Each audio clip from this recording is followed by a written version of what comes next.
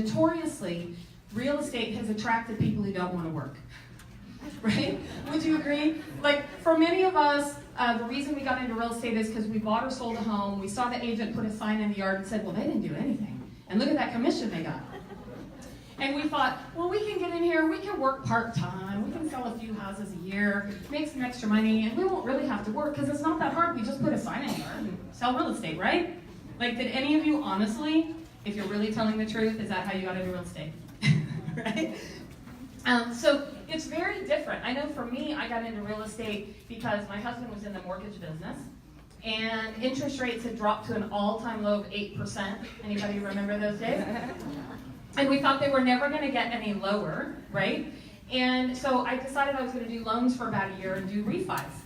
And so I started doing loans, and interest rates rose, and I hated doing loans. So God bless all you lenders here in the office. Here in the office, in this room. How many lenders do we have here? Awesome. Thank you guys, because your job sucks. I'm going to be honest.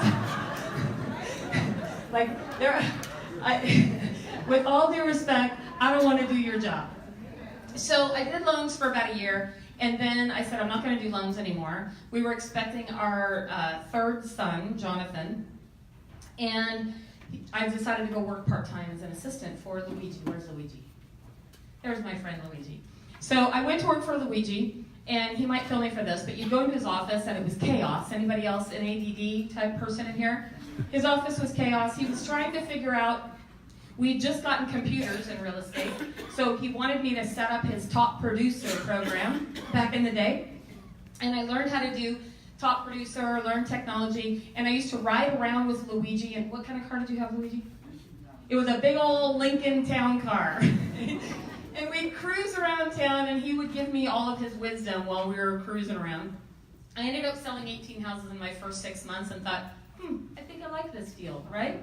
It worked out. So I started selling real estate, and I want to take you guys on a little bit of a journey. So this is Mark and Diana, and I got this email last year, and it said, hey Marguerite, you were our realtor when we bought our home in Penryn about 17 years ago. Wow, how time flies.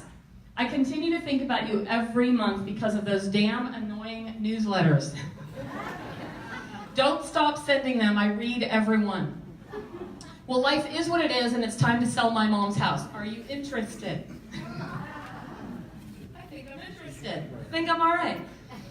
It ended up that the house was in Loomis. It was listed, we listed it for $960,000. We did a neighbor's meet and greet and open houses that weekend and double-ended it. To the tune of $60,000 in commissions. I was wrong, it's $980,000. $60,000 in commissions from a newsletter that I've been sending out for 17 years. Anyone want to do the math? What was the return on investment? Hey guys. 17 years. David Serpa here. Marguerite Crespillo is on stage right now talking. Sean Work just got done talking. He was in the top 100 for the Wall Street Journal. Rick Jiha, your Freedom Pathfinder, who of course owns 7 Keller Williams offices in the Silicon Valley. And then we have Tom Daves up next. And Tom was the #1 Keller Williams agent for 7 years running.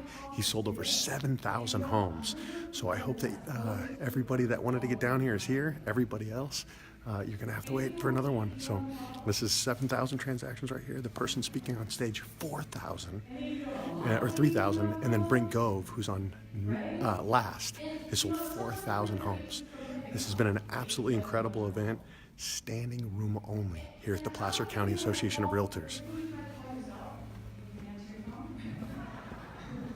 That's Tom Daves, #1 Keller Williams for 7 years. We don't need more leads. What we need to do is take care of the people that are right in front of us. And we're not even doing that.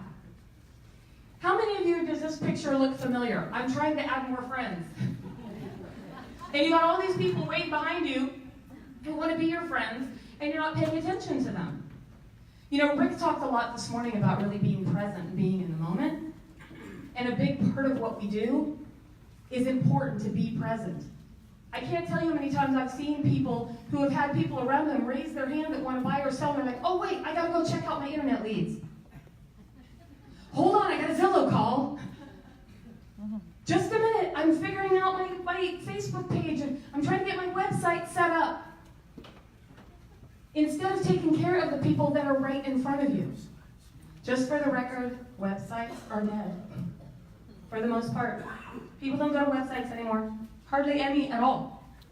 If anything, they go to landing pages or things like that, or they're reaching out on Facebook. They're reaching out in social media. They're looking for the people that are right in front of them. More people are interested in a referral than getting a call from somebody who logged into Zillow.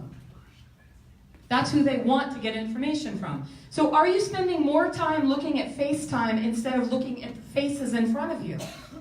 That's the real problem, is it not? So why do you think we do that? What is that about? Is it easier to reach out to cold, disconnected people? Or are we all sitting around in the office waiting for the phone to ring? Well, you guys, I don't know about you, but I've been, as I mentioned, 25 years in real estate. I've been through every kind of market you can imagine. I've been through great markets, like we've recently had. I've been through not so great markets. I've been through bad markets and really, really, really sucky markets. I've been through all of them. And the one thing that does not change and that is consistent is we are in a relationship business. Mm-hmm. People want your help. They want your input. You know, it's funny because I hear people talking about how all this technology, we're all so fascinated by technology and how it's going to take over the real estate industry. And I'm going to disagree. I don't care what kind of technology you got. I don't think it's going to take over. Because ironically, we're in a world that is so connected, but we're really craving a connection. Mm-hmm. If you think companies, I don't want to throw any names out there, but let's say Zillow or Redfin or some of these technology companies that are claiming they're going to eliminate the real estate agent, how many of you have gotten that panicked call from a seller on a Friday night that the plumbing broke and they don't know what to do? How many of you got that panicked call late on a Saturday from a buyer who's freaked out about the home inspection and is not sure that they should buy that house? How many of you have had somebody see the interest rate on there and they're confused by how it works and they're sure that they can get a quarter of a point better if they just go online? And how many of you, as human beings, talk them through it? Mm-hmm. Right? That's the part that they cannot digitize. That's the part that technology cannot take over. It's those eyeballs in the situation. It's that heart-to-heart conversation to help people resolve problems and deal with solutions. How many of you have had that situation where you're having a problem with your computer, so you call up the 800 number and it says, for more faster service, please log on to our website. You're like, if I could get on your website, I wouldn't be on the phone. I just want to talk to a human. How many of you have gotten into the endless voicemail circle and you're just pressing 0 saying, please get me a human voice I can talk to? Anyone have that happen? So does that make you believe that technology is probably not going to take over our business? We are a relationship business first and foremost. Now, there are two types of agents. And I had this happen last year. I was training a couple of agents, and I'll call them Agent A and Agent B. And Agent A came to me and said, hey, I need to, well, actually, I'll back it up. We're going to call Agent B. He said, I want to make sure I know every single thing there is about real estate. I want to know how to write a contract. I want to know exactly what to say. I want to know every possible problem that could ever go wrong. I want to know every situation before I ever go sell real estate. Agent A walked in me one day and says, I have a client, now what?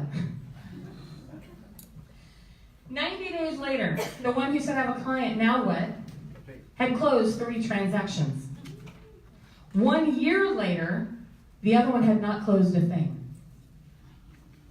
So it's amazing to me that many of us think we have to have it all figured out first. You know, I kind of describe it like riding a bicycle. So you decide that you want to learn how to ride a bike. Say, okay, great. I'm going to show you how it works. I'm going to show you videos on how to ride a bike. I'm going to show you how to take the bike apart, put it back together. I'm going to show you the manual on how everything works. And guess what? You're going to know how to ride a bike. And then what happens when you get on the bike? You either crash, you get on there and you kind of wobble, and next thing you know, like our 5-year-old Jordan did. He hopped on the bike and he was kind of wobbling and he went smack into the back of the car, right? Or you soar. But if you don't ever get on the bike, it won't matter. If you don't ever reach out and take the time to get connected with people and talk to people and support them, it won't matter. You will struggle in this business forever. And here is my favorite quote of all time. I think I created it. I might have stolen it. I'm not sure. But here's the truth, you guys. You get paid in direct proportion to your ability to figure stuff out. Let me say that to you again. You get paid in direct proportion to your ability to figure stuff out. So if you are sitting around waiting for someone to show you what to do and how to do it, you're sitting around waiting for someone to drop leads and clients on your desk. You're sitting around thinking, oh, the market's going to change, or no, we're okay. If you're not paying attention to what is going on in the current market, guess what? You're probably going to be out of business.